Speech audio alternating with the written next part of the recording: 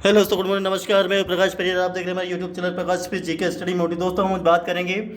मध्य प्रदेश लोक सेवा आयोग के अंदर एक वैकेंसी निकली दोस्तों, बहुत ही इंपॉर्टेंट वैकेंसी दोस्तों। इसके बारे में हम पूरा डिटेल में कवर करेंगे दोस्तों। पूरी नियम पुस्तिका, इसका जो नोटिफिकेशन है दोस्तों, उसका पूरा कवर करेंगे दोस्तों कि कब इसकी लास्ट डेट, किसकी जब कब इसकी स्टार्ट डेट है दोस्तों और कब इसकी अंतिम डेट है दोस्तों। इसको पूरा वीडियो में कवर करेंगे दोस्तों। तो वीडियो में दोस्तों आपको पूरा ही एजुकेशन के बारे में, पूरा शैक्षणिक योग्यता, उसकी फीस के बारे में, उसके फी के बारे में, उसके वैकेंसी कितनी है दोस्तों, कौन से डिपार्टमेंट में कितनी वैकेंसी है दोस्तों, और इसकी शैक्षणिक योग्यता के साथ साथ क्या क्या मांगा गया है दोस्तों। इसके बारे में हमें क्या क्या हमें शैक्षणिक योग्यता मांगी गई है, वो ग्रेजुएशन मांगा गया है या पोस्ट ग्रेजुएशन मांगा गया है, वो कौन से क्षेत्र में ग्रेजुएशन मांगा गया है दोस्तों। और इस वीडियो में दोस्तों हम ये कवर करेंगे दोस्तों कि इसमें जो वैकेंसी दोस्तों कौन से, जैसे कि जनरल, एससी, ओबीसी,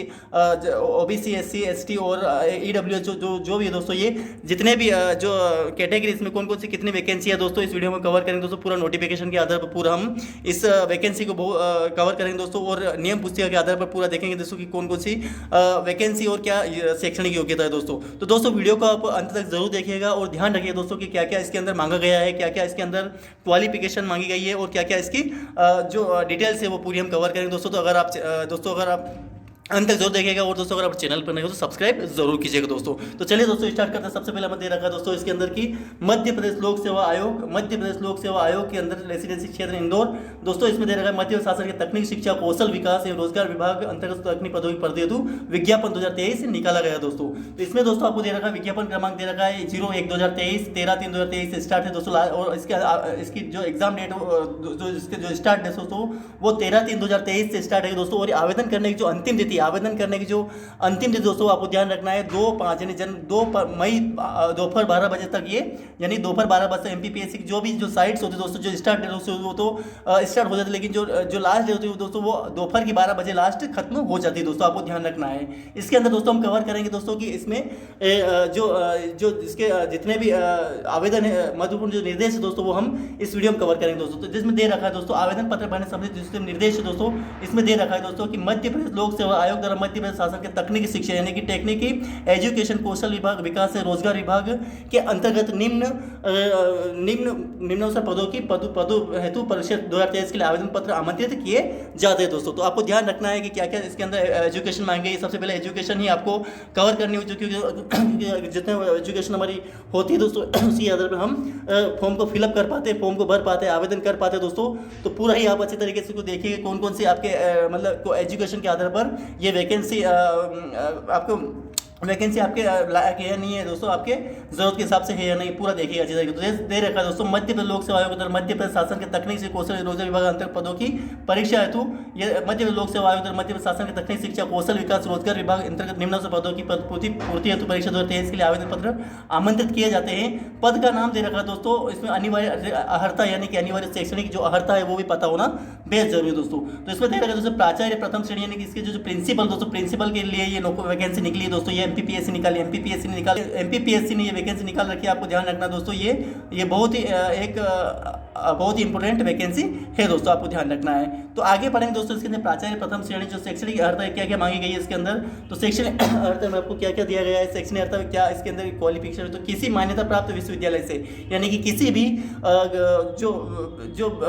कॉलेज है दोस्तों, किसी भी विश्वविद्यालय के द्वारा या यूनिवर्सिटीज के द्वारा दोस्तों इंजीनियरिंग में, किसमें इंजीनियरिंग में उपाधि यानी कि उसमें ग्रेजुएशन या किसी मान्यता प्राप्त विश्वविद्यालय या मंडल या भले कोई सा भी मंडल हो उसके द्वारा या बोर्ड से इंजीनियरिंग डिप्लोमा में होना चाहिए दोस्तों। तो ये इसके अंदर ये प्राचार्य प्रथम श्रेणी के अंदर ये आप एलिजिबल हो जाएंगे, इसको फॉर्म को फिलअप कर पाएंगे दोस्तों, और आप इस वैकेंसी के लिए एलिजिबल हो पाएंगे दोस्तों। आगे बढ़ एग्जाम और आगे बढ़ दोस्तों इसमें दे रखा है दोस्तों कि अनुभव होना चाहिए दोस्तों, इसके अंदर अपने को एक्सपीरियंस भी होना चाहिए दोस्तों। कि इसके लिए एक्सपीरियंस क्या मांगा है, किसी तकनीक शिक्षा या शासकीय अर्थशास्त्रीय संगठन में ये हमें इसके लिए अर्थशास्त्रीय संगठन यानी कि चाहे वो प्राइवेट हो या उसमें निर्माण कार्य विभाग हो या भारत सरकार द्वारा तथा परिभाषित वृहद एवं मध्यम उद्योग कार्य व्यवहारिक अनुभव यानी कि हमें जितने जो शासकीय हो या फिर अर्थशास्त्रीय संगठन हो, प्राइवेट भी हो, चाहे वो निर्माण कार्य विभाग हो या भारत सरकार द्वारा यथा परिचित जो भारत सरकार द्वारा परिभाषित जो उसके क्षेत्र में आता वृहद यानी कि बड़ा और एवं मध्यम यानी कि मीडियम साइज के उद्योगों में कार्य करने का व्यवहारिक अनुभव से होना चाहिए। उपाधि धारक के लिए 2 वर्ष तथा डिप्लोमा धारक के लिए 7 वर्ष का अनुभव मांगा गया, यानी कि जो उपाधि दोस्तों इसके लिए उपाधि जो है दोस्तों उसके लिए केवल 2 वर्ष मांगा गया है। लेकिन अगर वो डिप्लोमा है उसके पास, केवल इंजीनियरिंग डिप्लोमा है, तो उसके लिए 7 साल का अनुभव होना चाहिए दोस्तों। तो ये अगर आपके पास एलिजिबल है तो आप इस फॉर्म को फिलअप कर पाएंगे दोस्तों। अब आगे बढ़ते दोस्तों, फिर दे रखा है उप संचालक के लिए क्या है, वो प्राचार्य के लिए थी, तो दोस्तों उप संचालक के लिए क्या है, शैक्षणिक अर्हता। तो किसी मान्यता प्राप्त विश्वविद्यालय इंजीनियरिंग में वही उपाधि वही चाहिए, किसी मानव विश्वविद्यालय या मंडल या बोर्ड इंजीनियर से डिप्लोमा होना चाहिए दोस्तों। इसके लिए भी दोस्तों अनुभव मांगा गया किसी तकनीकी शिक्षा से, यही शासकीय अर्थशास्त्र संगठन निर्माण कार्य विभाग और ये वो विभागों और जितने भी भारत सरकार द्वारा यथा परिभाषित वृहद मध्यम उद्योगों में कार्य करने का व्यावहारिक अनुभव होना चाहिए। उपाधि धारक के लिए 2 वर्ष तथा डिप्लोमा धारक के लिए 7। वही जो कि अगर उपाधि होगा तो आपको 2 वर्ष होना चाहिए, और अगर आपके पास डिप्लोमा है दोस्तों तो आपको 7 वर्ष का अनुभव होना चाहिए दोस्तों। ये इसमें एग्जाम इसमें ये मांगा गया दोस्तों, बहुत ही इंपॉर्टेंट यहाँ से ये एजुकेशन मांगी गई है, आपको ध्यान रखना है। आगे बढ़ते दोस्तों, और जो डिटेल से और कौन सी वैकेंसी इसमें क्या क्या मांगा गया है इसके बारे में पढ़ते दोस्तों। तो प्राचार्य जो द्वितीय से वो प्राचार्य प्रथम श्रेणी थी, लेकिन ये प्राचार्य द्वितीय श्रेणी है। इसमें शैक्षणिक योग्यता क्या मांगी गई है इसके बारे में हम पढ़ेंगे दोस्तों। तो इसमें दोस्तों हमें मांगा गया है दोस्तों, इसमें किसी मान्यता प्राप्त विश्वविद्यालय से, किसी मान्यता प्राप्त विश्वविद्यालय से यानी यूनिवर्सिटी से इंजीनियरिंग, यानी कि चाहे बीटेक हो, वो चाहे वो बीटेक टेक्नोलॉजी किसी भी क्षेत्र में वो इलेक्ट्रिक से करो, सिविल से हो, चाहे वो और अदर डिपार्टमेंट से हो, चाहे वो मैकेनिकल से हो, किसी भी तरीके से हो, तो वो उपाधि होना चाहिए, और किसी मान्यता प्राप्त विश्वविद्यालय या मंडल या बोर्ड इंजीनियर में डिप्लोमा होना चाहिए दोस्तों, आपको ध्यान रखना है। और इसमें दोस्तों ये मांगा गया है कि डिप्लोमा धारक के लिए, डिप्लोमा जो धारक के लिए किसी मान्यता प्राप्त शिक्षण संस्था या किसी शासकीय अर्थशास्त्र संगठन निर्माण कार्य विभाग या भारत सरकार द्वारा तथा परिभाषित वृहद यही वही मतलब थोड़ा ऊंचे लेवल का या मध्यम लेवल का उद्योग में शासकीय कार्य में 5 वर्ष का अनुभव इसके अंदर मांगा गया, और व्यवहारिक अनुभव मांगा गया। किसके लिए दोस्तों, प्राचार्य द्वितीय श्रेणी के लिए, आपको ध्यान रखना है। किसके लिए, इसके लिए 5 वर्ष का ये अनुभव मांगा गया है प्राचार्य द्वितीय श्रेणी के लिए दोस्तों, आपको ध्यान रखना है। फिर आता है दोस्तों सहायक संचालक, वही सहायक संचालक यानी कि पहले प्राचार्य था दोस्तों, फिर उसके बाद हमारे दोस्तों उसके लिए फिर आया हमारे ये प्राचार्य मतलब उप संचालक आया, फिर हमारे प्राचार्य द्वितीय श्रेणी का है। उसके अंदर हमें पहले तो 2 वर्ष मांगा उपाधि वाले के लिए, और दूसरे वाले के लिए डिप्लोमा वाले 7 वर्ष। वो संचालक में भी वही मांगा दोस्तों, जैसे कि प्राचार्य वाले में 2 वर्ष मांगा था उपाधि वाले के लिए, और जो संचालक था और डिप्लोमा वाले के 7 वर्ष, और दोस्तों जो संचालक था उसके लिए भी वही क्वालिफिकेशन होनी चाहिए, एजुकेशन होनी चाहिए। तो ठीक उसी तरीके से प्राचार्य द्वितीय श्रेणी का था दोस्तों, उसके अंदर हमें भी यही 5 वर्ष का इसकी मांगा गया था, ये 5 वर्ष का इसकी मांगा गया। और दोस्तों इसके अंदर जो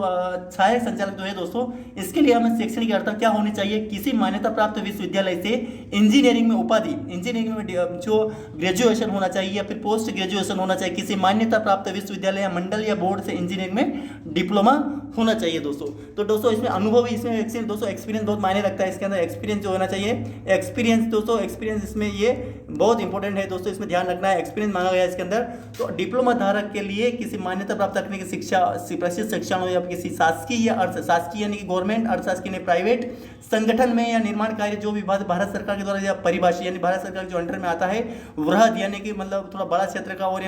मध्यम यानी कि मीडियम उद्योगों में कार्य करने पर 5 वर्ष का व्यावहारिक अनुभव होना चाहिए। कितने वर्ष का, 5 वर्ष का, ध्यान रखिएगा, बहुत इंपॉर्टेंट है दोस्तों, ये अनुभव भी बहुत इंपॉर्टेंट होता है दोस्तों फॉर्म फिलअप करने के लिए दोस्तों। ये तो हमने पूरी इसके शैक्षणिक अर्थ बारे में बात करी दोस्तों।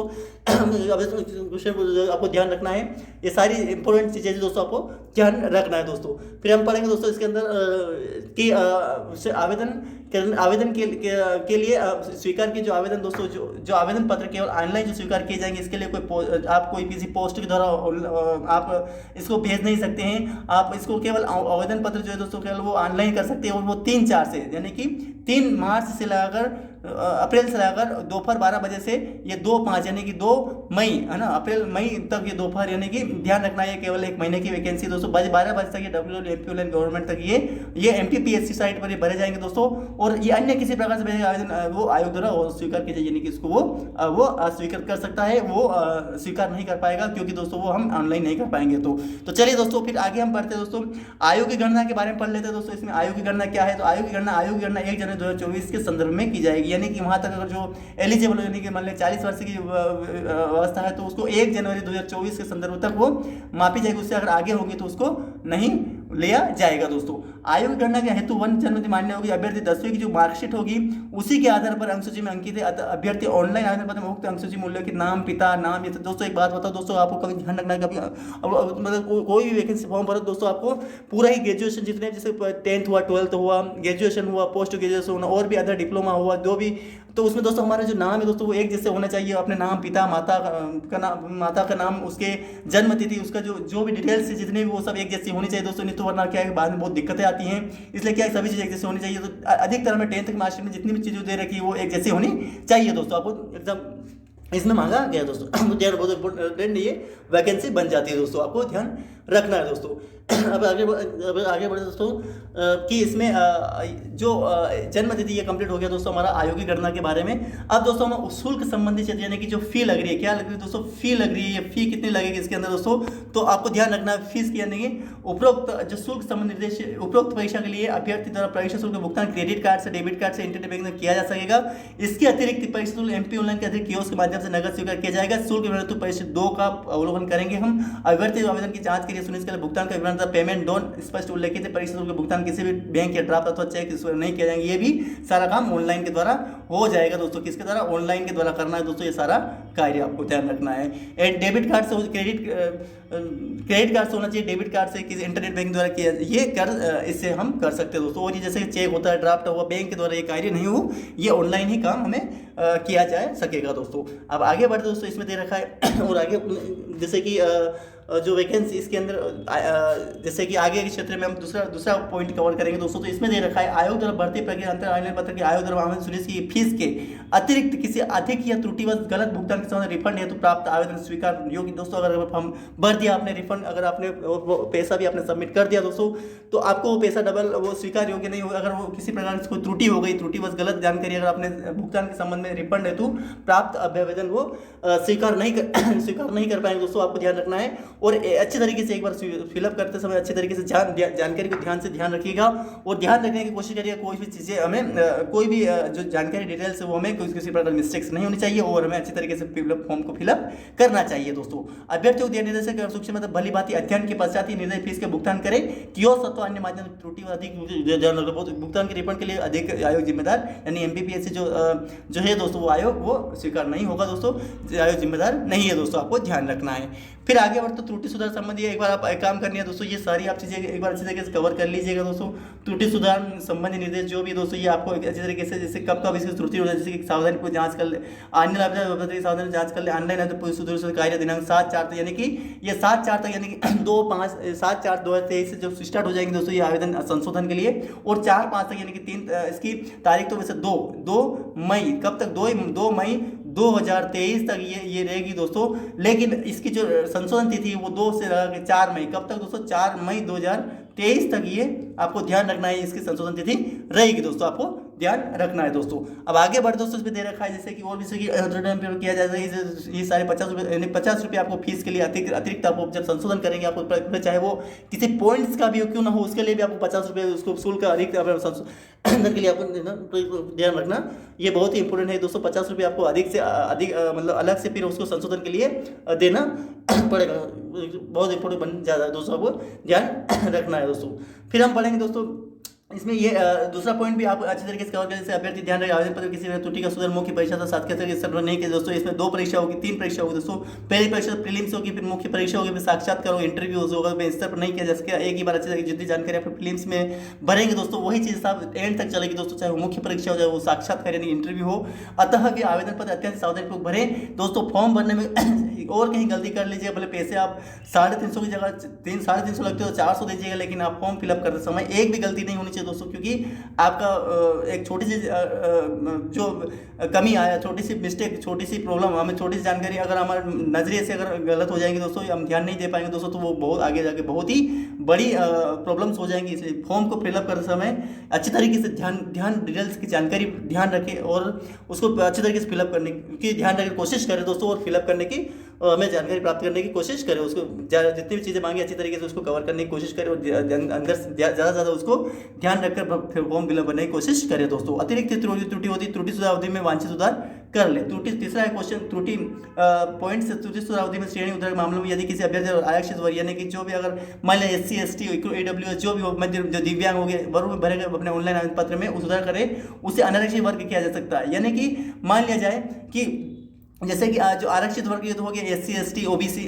जो AWS जो है दोस्तों, ये जितने फॉर्म आवेदन पत्र में सुधार कर उसे आरक्षित वर्ग में कन्वर्ट किया जा सकता है, लेकिन तो उसे शुल्क के अंतर की राशि देकर भुगतान त्रुटि सुधार शुल्क के अतिरिक्त करना होगा। अगर मान लीजिए कि उसने जैसे मान लिया कोई जनरल वाला तो उसने अगर गलती से फॉर्म भर दिया आरक्षित SC से, तो उसे फिर अलग अलग से त्रुटि करने के लिए यानी कि उसे फिर जनरल में करने के लिए उसे पैसा देना पड़ेगा। लेकिन तो अनारक्षित वर्ग के रूप में भरे गए ऑनलाइन फॉर्म यानी कि मान लीजिए किसी वैकेंसी जैसे मान लिया कि किसी कोई SC ST OBC वाला कोई स्टूडेंट है, कोई कैंडिडेट है दोस्तों, तो उसने अगर फॉर्म भर दिया है तो वो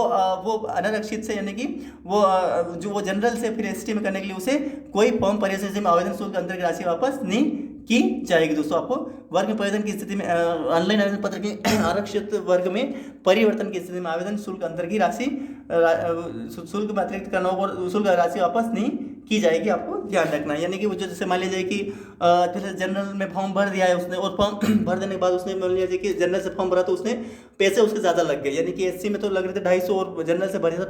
500 रुपये लगे, तो 250 रुपये जो थे दोस्तों 500 जो SC में भरता तो 250 में लगते, लेकिन अगर उसने 500 आरक्षित से भर दिया तो 250 और ज़्यादा लग गए, तो वो पैसा डबल से वो वापस वो आयोग वापस आपको नहीं कर पाए, वो हाँ वो आपको जनरल से SC में जरूर कर देगा, ST में जरूर OBC या AWS या दिव्यांग में कर देगा, लेकिन आपको पैसा वो वापस नहीं कर पाएगा दोस्तों, आपको ध्यान रखना है दोस्तों। ये अच्छी तरीके से फॉर्म भरने की आपको ध्यान रख के फॉर्म भरने की कोशिश करिएगा दोस्तों, फिलअप करने की कोशिश करिएगा दोस्तों। फिर हम पढ़ेंगे दोस्तों कि जैसे कि आगे बढ़ दोस्तों इसमें दे रखा है कि चौथा ये आप दोस्तों वैसे वीडियो बहुत बड़ा हो जाएगा, आपको एक बार अच्छी तरीके से इसको कंप्लीट कर लीजिए। चौथा पॉइंट अच्छी तरीके से देख लीजिए क्या क्या चीज़ दे रखी है, जैसे कि भरी गई श्रेणी आरक्षण अन्य आर्थिक रूप से कमजोर लिंग महिला पुरुष दिव्यांग भूत शासकीय जन्मतिथि आदि आधार पर ही परीक्षा विवरण घोषित किया जा सकता है। परीक्षा परिणाम इसी के आधार पर घोषित किया जाता है। त्रुटि समाप्त होने पर किसी प्रकार का परिवर्तन मान्य नहीं होगा। श्रेणी वर्ग जन्मतिथि परिवर्तन विषय आवेदन समय आयोग द्वारा अभ्यर्थी कोई पत्र व्यवहार नहीं किया जाएगा तथा ऐसे सभी आवेदन अमान्य किए जाएंगे, यानी अमान्य कर दिया जाएगा। अभ्यर्थी यह सुनिश्चित कर लेगा शासन के आदेश उद्देश्यों के अनुसार संबंधित श्रेणी के अंतर्गत सम्मिलित है। गलत जानकारी की स्थिति में उम्मीदवार निरस्त यानी कि अगर गलत जानकारी पाई गई आयोग के द्वारा तो वो हमें वो रिजेक्ट भी कर सकता है दोस्तों, और वो हमारे जो उम्मीदवारी अगर हम सिलेक्ट होते तो हमारी उम्मीदवारी भी वो हमसे बहुत इंपॉर्टेंट क्वेश्चन बन सकता, बहुत इंपॉर्टेंट ये जानकारी बन सकती है, तो उम्मीदवारी निरस्त की जा सकती है दोस्तों। आपको ध्यान रखने की कोशिश करनी चाहिए दोस्तों, आपको ध्यान रखना है दोस्तों। फिर आगे बढ़ दोस्तों, फिर दे रखा है हमारे को कि जैसे कि पात्रता दोस्तों, पात्रता में हमें क्या है, पात्रता में क्या दे रखा है, अब ये तो हमने कंप्लीट कर लिया है दोस्तों। पात्रता में दोस्तों यानी कि हमें क्या एलिजिबिलिटी होनी चाहिए ना, तो ये एलिजिबिलिटी शैक्षणिक अर्हता के बारे में तो हमने पढ़ ही लिया है वैसे, लेकिन पात्रता के बारे में शैक्षणिक यदि किसी मानव इंजीनियरिंग की उपाधि या किसी मानव विश्वविद्यालय मंडल या बोर्ड के इंजीनियरिंग डिप्लोमा अनुभव या विश्वविद्यालय घंटे का अवलोकन कर रोजगार पंजीयन भी होना चाहिए दोस्तों। हमें माननीय उच्च न्यायालय जबलपुर दायरी ये 55/2022 से अंतिम दिनांक 8/3/2023 यानी कि 8 मार्च अभ्यर्थी रोजगार के लिए पंजीकृत मुक्त रहे, यानी कि हमें रोजगार पंजीयन भी होना चाहिए अपने जिले जितने मध्य मूल निवासी को निज करने समय आवश्यक नहीं होगा। जीवित यानी कि जीवित रोजगार पंजीयन आवेदन करते समय नहीं होगा, किंतु ऐसे अभ्यर्थियों को साक्षात के मध्य प्रदेश रोजगार कार्य का जीवित पंजीयन प्रमाण पत्र अनिवार्य प्रस्तुत करना, यानी कि हमें जीवित बोलने हमें कुल बात है दोस्तों कि हमें रोजगार पंजीयन का होना आवश्यक है, भले चाहे वो हमें साक्षात तक पहुंचे या मुख्य परीक्षा तक पहुंचे या प्रीलिम्स दे, फिर हमें रोजगार पंजीयन का होना बहुत, वो तो वैसे प्रीलिम्स में नहीं मांगा जाएगा, मुख्य परीक्षा में नहीं मांगा जाएगा, लेकिन साक्षात्कार में आपको रोजगार पंजीयन जीवित रोजगार पंजीयन है कि हमें जिंदा जो है हम उसके आधार पर हमें रोजगार पंजीयन मांगा जाएगा दोस्तों, आपको ध्यान रखना है। फिर दोस्तों दे रखा है इसके अंदर की मध्य शासन की सेवा में कार्यरत शासकीय निगम मंडल उपक्रम आयोग बोर्ड सोसाइटी संस्थाओं के क्रम से नगर सैनिक अभ्यर्थियों को विभाग कार्यालय द्वारा जारी अनापत्ति प्रमाण को मान्य किया जाएगा दोस्तों। जैसे मध्य प्रदेश शासन की सेवा में कार्यरत दोस्तों, मध्य प्रदेश शासन जिससे चाहे वो MPPSC जिसने भी किसी भी सेवा में कार्यरत हो, चाहे वो डिप्टी कलेक्टर पोस्ट DSP हो SP हो, जो भी जिस पोस्ट पर वो SDM तहसीलदार जो भी हो उसके अंदर शासकीय या गवर्नमेंट निगम यानी कि जिस निगम के अंदर वो मंडल में यानी कि जिस मंडल से हो उपक्रम उपयोग बोर्ड दोस्तों बोर्ड यानी कि जिस बोर्ड से हो विश्वविद्यालय में किसी भी संस्था के कर्मचारी तथा नगर सैनिक अभ्यर्थियों को विभाग कार्यालय द्वारा जारी अनापत्ति प्रमाण पत्र को मान्य किया जाएगा, यानी कि उससे अगर कुछ आपत्ति होती है तो वो प्रमाण पत्र वो अपने प्रमाण पत्र को दिखाकर उस आपत्ति को वो दे सकता है। उपयुक्त रूप से जनापत्ति प्रस्तुत रोजगार पंजीयन से छूट रहेगी, यानी कि उसको किसी प्रकार का जीवित पंजीयन वो चाहे किसी भी क्षेत्र में, चाहे वो प्रीलिम्स हो, चाहे वो मेंस हो, या फिर इंटरव्यू, किसी भी क्षेत्र में उसे वो जीवित पंजीयन को वो उसके पास नहीं भी हो, क्योंकि वो ऑलरेडी पहले से सिलेक्टेड है उसमें, और वो पता ही आयोग का कि ये जीवित रोजगार पंजीयन इसके पास है, वो रोजगार में ये है, तो उसे वो रोजगार पंजीयन से वो छूट रहेगी, वो नहीं बताए तो भी काम चलेगा दोस्तों, लेकिन अन्य के लिए ये जरूरी हो जाएगा दोस्तों। ये सारी चीज़ें आप अच्छी तरीके से ये तीसरा है जो प्रकाशित विज्ञान विज्ञापन तो शैक्षणिक अर्थ अनुभव वांछित अर्थ विज्ञप्ति रिक्तियों की आरक्षण वर्गीकरण आदि का उल्लेख किया गया है। यह विभाग के द्वारा मांग पत्र के आधार पर प्रकाशित किया गया, जिसमें आयोग की कोई शुल्क कोई भूमिका नहीं रहती है दोस्तों। जिसमें क्या देखें प्रकाशित विज्ञप्ति पदों है तो जो शैक्षणिक अर्थ मांगी गई, एजुकेशन अनुभव यानी वांछनीय अर्थ मांगी गई दोस्तों। विज्ञापित रिक्तियां जितनी भी पोस्ट है वो आरक्षण वर्गीकरण आदि का उल्लेख किया गया है, वो विभाग के द्वारा मांग पत्र के आधार पर प्रकाशित किया गया, यानी कि जो भी विभाग की जितनी भी जरूरत है उसके आधार पर ही ये वैकेंसी के आधार पर उसके मतलब शैक्षणिक अर्थ मांगी गई, अनुभव मांगा गया है, वांछनीय जो अर्थ है वो मांगी गई है। विज्ञप्ति रिक्तियों जो जितने भी पोस्ट थी उसके आधार पर ही ये वैकेंसी दी गई है दोस्तों। तो इसके लिए क्या है दोस्तों कि ये बहुत इंपॉर्टेंट बनता है दोस्तों, ये वैकेंसी तो आपको इस तरीके से ये कवर करिएगा दोस्तों, को ध्यान रखना है दोस्तों। तो इसमें जैसे कि दे रखा है दोस्तों कि विज्ञापन जितने भी आधार पर प्रकाशित किया गया है जिसमें आयोग की कोई भूमिका नहीं रहती है, अतः अभ्यर्थी को निर्देशित किया जाता है कि उक्त समय आयोग में प्राप्त शिकायत को स्वीकार नहीं, यानी कुछ भी शिकायत होती है किसी प्रकार की कोई शिकायत कोई स्टूडेंट या कोई कैंडिडेट करता है तो उसके लिए कोई ये नहीं होगा कि आपने वैकेंसी की आपने ये सेक्शन अर्थ ये मांगी थी इसमें ये क्यों नहीं मांगी, ये अनुभव मांगा, इतना अनुभव क्यों मांगा गया है, अर्थ जो मांगा, यानी आयोग ने जो दे दिया बोल दिया कि ये होना है तो वही होना है, क्योंकि दोस्तों उसमें उसके आधार पर ही आयोग ही हमें डिसाइड करता है दोस्तों, आपको ध्यान रखना है। तो ये दोस्तों ये सारी चीज़ें आयोग के द्वारा ही वो मांगा, जैसे वो चीज़ें मांगी वो हमें पास होनी चाहिए और हम स्वीकार हो जाएंगे दोस्तों। ये शिकायतों को स्वीकार नहीं किया जाएगा, उस उक्त में शिकायतकर्ता अभ्यर्थी सीधे उस विभाग को अपनी शिकायत प्रेषित कर सकते हो। संबंध किसी भी संबंध अगर उस शिकायत वो भेज तो सकते, लेकिन वो स्वीकार लेकिन वो शिकायत वो माने या ना माने उसके आधार पर वो आयोग के द्वारा ये डिसाइड किया जाएगा दोस्तों, आयोग के द्वारा डिसाइड किया जाएगा। आपको ध्यान बहुत इंपॉर्टेंट क्वेश्चन, बहुत इंपॉर्टेंट ये बन सकता है दोस्तों, आपको ध्यान रखना है दोस्तों, आपको ध्यान रखना है। फिर आगे बढ़ते दोस्तों, फिर हम देखेंगे दोस्तों कि परीक्षा केंद्र तथा प्रवेश पत्र के बारे में पढ़ लेते हैं थोड़ा दोस्तों। परीक्षा केंद्र में तथा प्रवेश पत्र के बारे में किसी इंदौर, जिससे इसमें कौन कौन से आपको सेंटर दिए जाएंगे, इंदौर, भोपाल, जबलपुर तथा ग्वालियर जैसे परीक्षा केंद्र पर वस्तुनिष्ठ प्रश्न यानी कि जो OMR यानी कि ऑप्टिकल मार्क रीडर के द्वारा ये आधार परीक्षा जो प्रीलिम्स की परीक्षा पास विभिन्न पदों को 3 गुना ही लिया जाएगा। समान अंक प्राप्त करने अभ्यर्थियों को साक्षात हेतु आमंत्रित किया जाएगा। परीक्षा पाठ्यक्रम परीक्षा तिथि एवं प्रवेश पत्र उपलब्ध तिथि यथा आयोग की वेबसाइट MPPSC.gov.in पर प्रकाशित किया जाएगा दोस्तों। दूसरा पॉइंट दोस्तों कि आयोग द्वारा भर्ती के ऑनलाइन आमंत्रित समय अभ्यर्थियों परीक्षा केंद्र आवंटन है तो शहर की अग्रमान्यता एवं उपलब्धता के आधार पर आवंटित की जाने की, जैसे मान लिया कोई वैकेंसी कोई कैंडिडेट दोस्तों वो किस सेंटर पर डालता है तो वो अपने वैकेंसी के आधार पर ही उसे कोई भी सेंटर अप्लाई यानी कि एलिजिबल किया जाएगा दोस्तों। अभ्यर्थी एक बार अग्रमान्यता उपलब्ध परीक्षा शहर में पर्यटन के संबंध प्रस्तुत कोई भी अभ्यर्थी स्वीकार नहीं किया जाएगा। एक बार उसने सेंटर बोल दिया कि ये सेंटर तक जाना है, मान लीजिए कि उसने भोपाल इंदौर भर दिया, भोपाल में जबलपुर भर दिया तो वो इंदौर भोपाल जबलपुर में किसी तीनों में से ही दे सकता है, वो ग्वालियर नहीं दे सकता है। तो ध्यान रखिए इस तरीके से ये सारी चीजें आपको इस तरीके से कवर करिएगा दोस्तों। तीसरा है दोस्तों आयोग द्वारा भर्ती परीक्षाओं में सम्मिलित अभ्यर्थियों को परीक्षा आने जाने का नियम का यात्रा व्यय करने तो रेइम्बर्समेंट का वर्गीकरण अपराध जिसके नियमों से भुगतान की कार्यवाही संपादित की जाती है, अतः किसी भी मान्यता माध्यम प्राप्त आवेदन को स्वीकार नहीं किया, यानी कि जो आयोग द्वारा भर्ती प्रक्रिया में सम्मिलित अभ्यर्थियों को परीक्षा आने जाने के जो नियमों से यात्रा व्यय करने हेतु रेइम्बर्समेंट का वर्गीकरण प्रावधान किया, यानी कि उसको यात्रा व्यय भी दिया जाएगा जिसके अनुसार नियमानुसार भुगतान की कार्यवाही संपादित की जाती है, यानी कि उसे अपने पैसे डबल वो जितना भी यात्रा करता है उसके बाद हमें टिकट दिखानी पड़ती है या फिर हमारे जो आने जाने का जिस माध्यम से हम गए हैं उस माध्यम से पैसा आपको यानी SC ST OBC AWS दिव्यांग के लिए ये होगी ये दी जाएगी दोस्तों और यात्रा व्यय। और अतः इस संबंध में किसी भी माध्यम से प्राप्त अभ्यावेदन को स्वीकार नहीं किया जाए, यानी कि आप ये नहीं कह सकते हमें हमारे बैंक में अभी हाजिर डाल दीजिए या फिर हमें वो उसके मतलब वो उसी के आधार पर वो पैसा बैंक के माध्यम से आपको दे दिया जाएगा दोस्तों। फिर परीक्षा नियम निर्देश अच्छी तरीके से दोस्तों मैंने वो वीडियो बहुत बड़ा हो जाएगा, आप अच्छी तरीके से बात देख लीजिएगा क्या क्या चीज़ें दे रखी है, ये एक बार आप अच्छी तरीके से पढ़ लीजिएगा दोस्तों, आपको पता चल जाएगा दोस्तों क्या क्या चीज़ें दे रखी है। मैं स्क्रॉल करके आपको दिखा देता हूँ ताकि आपको भी पता चल सके दोस्तों, तो आप भी पढ़ लीजिएगा क्या क्या चीज़ें दे रखी है। ये सारी चीज़ें आपको अच्छी तरीके से कवर करना दोस्तों, क्या क्या चीज़ें इसके अंदर दे रखी है ये आपको पता होना चाहिए दोस्तों। एक बार अच्छी तरीके से इसको इसकी स्टॉप करके आप अच्छी तरीके से देख लीजिएगा दोस्तों आपको, तो आप भी पढ़ लीजिए क्या क्या चीज़ इसके अंदर दे रखी है, ये आप एक बार अच्छी तरीके से पढ़ के आप अपने हिसाब से इसको देख कर सकते हैं, फॉर्म को फिलअप कर सकते हैं दोस्तों। अच्छी तरीके देखिएगा दोस्तों। अब आगे बढ़ते दोस्तों, जैसे कि ये चीज़ें दे रखी है, ध्यान रखिए क्या क्या चीज़ें दे रखी है, एक बार पढ़ लीजिए अच्छी तरीके से ताकि आपको पता चले दोस्तों। अभी वैकेंसी के विवरण के बारे में पढ़ लेते हैं दोस्तों थोड़ा। जैसे मान लीजिए कि एक पहला भाग भारत के नागरिक को भारत के संविधान के तहत, भारत के संविधान 26 नवंबर 1949 को संविधान बना था दोस्तों, तहत मान्य अन्य श्रेणियों के अभ्यर्थी से मध्य विभाग तकनीक शिक्षा कौशल ये विभाग रोजगार विभाग अंतर्गत निम्न पदों तो आवेदन पत्र आवेदन किया। विभाग हेतु उल्लेखित पदों की संख्या विभाग उधर प्रेषित मांगे अनुसार है दोस्तों। अब दोस्तों इसमें आप देख लीजिए कौन कौन से आपको जान कि कौन कौन से वैकेंसी किन किन से डिपार्टमेंट में कितनी कितनी वैकेंसियाँ हैं, कौन कौन सी कैटेगरी में कितनी वैकेंसी है, आपको अच्छी तरीके से मैं देख लीजिए दोस्तों। वैसे आपको मैं बता देता हूँ इसके अंदर क्या क्या जिससे वैकेंसी मांगी गई है। जैसे मान लीजिए कि इसमें मांगी गई है दोस्तों कि विभाग का जो पदनाम है वो भी देख लीजिए, प्राचार्य, मुख्य विभाग, प्रावधिक विभाग, उप संचालक, भूख विभाग, ये देख लीजिएगा दोस्तों क्या क्या इसके अंदर मांगे। जैसे कि ये सब जैसे अनरिजर्व की है, एससी के, शेड्यूल टू कास्ट है, शेड्यूल ट्राइब के, ओबीसी है, ये अदर बिलो कास्ट दोस्तों, ये इकोनॉमिकल व्हीकल सर्विस दोस्तों, ये सारी चीज इसमें ये सारी चीज इसमें दे रखी दोस्तों आपको। जैसे कि schedule caste, schedule tribe, OBC और अपर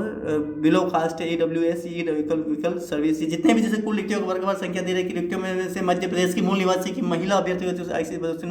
रहे, मध्य मूल निवासी दिव्यांग आरक्षित पदों की कुल संख्या दे रखी और वेतनमान दोस्तों। वेतनमान के बारे में बहुत ही इंपॉर्टेंट दोस्तों कि वेतनमान क्या दे रखा है दोस्तों। वेतनमान के बारे में आप पढ़े दोस्तों। वेतनमान जैसे कि वेतनमान दे रखा है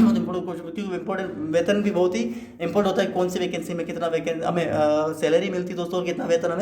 हमें मिलता है दोस्तों आयोग के द्वारा। तो दोस्तों इसके अंदर जैसे प्राचार्य श्रेणी इसके लिए बहुत ही वेतन, जैसे कि 67,300 रुपये तो मिलेंगे ही मिलेंगे, लेकिन आपको उसके अंदर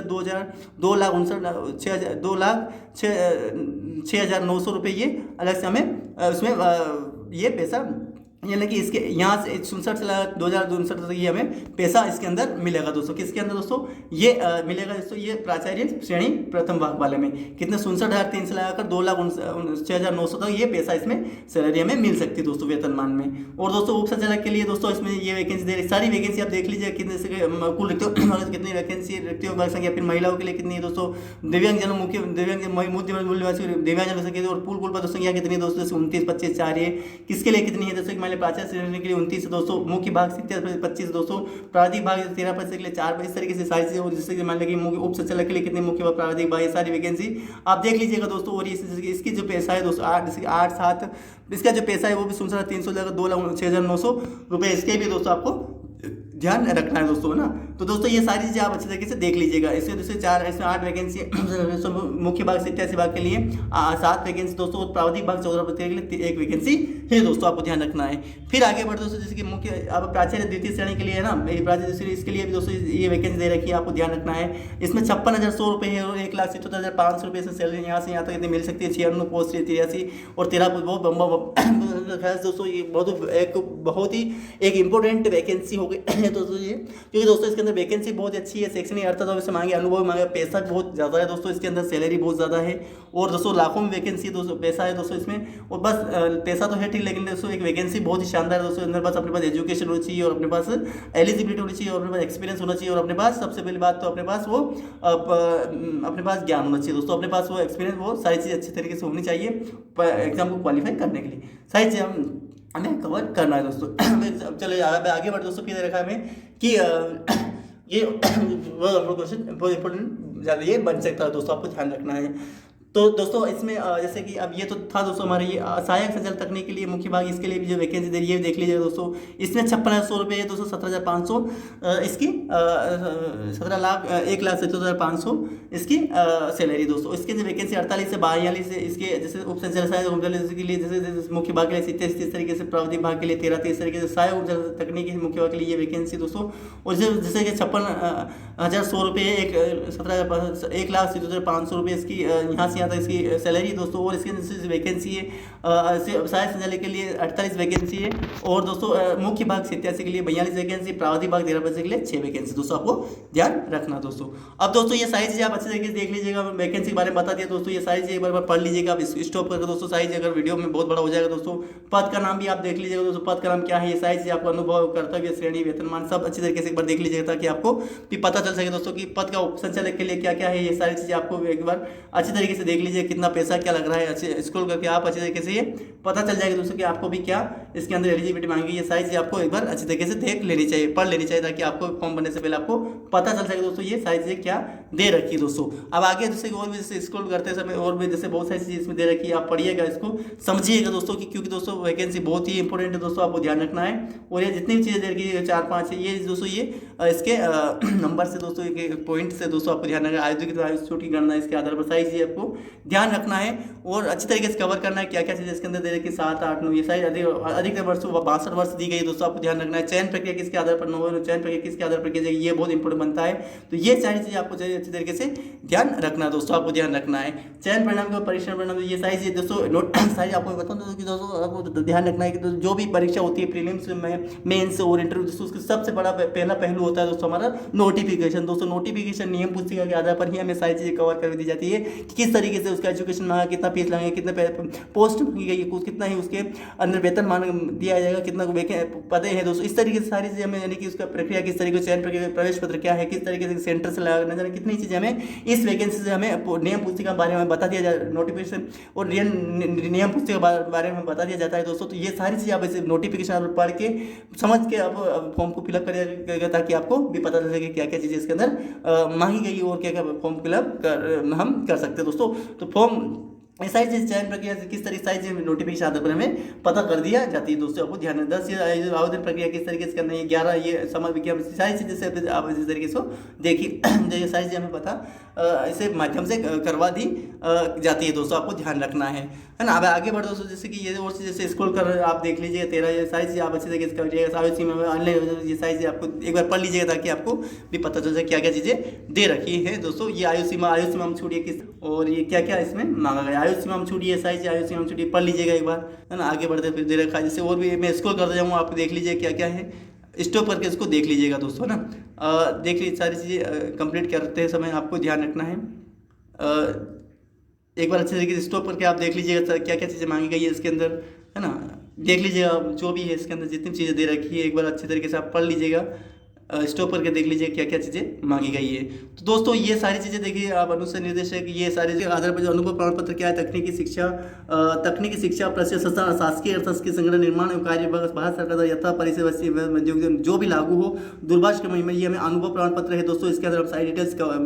इसमें अपना सारी डिटेल्स हमें भर के हमें इसके साथ लगाना है जब फॉर्म हम फिलअप करते हैं उस समय दोस्तों। ये सारी चीज़ आपको अच्छे तरीके से कवर कर लेनी चाहिए। तो दोस्तों ये थे हमें पूरी जानकारी दोस्तों इसके बारे में, जो MPPSC की तरफ मध्य प्रदेश लोक सेवा आयोग की तरफ निकली वैकेंसी की सारी चीज़ें दोस्तों, जो कि एक बहुत ही फॉर्म भरना है दोस्तों।